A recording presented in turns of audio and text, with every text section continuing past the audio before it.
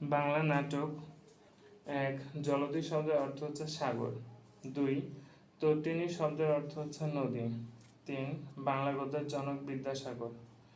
৪ শকুন্তলা গ্রন্থের রচয়িতা ঈশ্বরচন্দ্র বিদ্যাসাগর। ৫ মনির চৌধুরীর দুটি নাটকের নাম হলো কবর, রক্তাক্ত প্রান্তর। ৬ সৈয়দ ওয়ালিউল্লাহ নাটকের নাম উজানে মৃত্যু। ৭ মধুসূদনের একটি নাটকের নাম কৃষ্ণকুমারী। ৮ নীলদর্পণ লিখেছেন দীনবন্ধু মিত্র।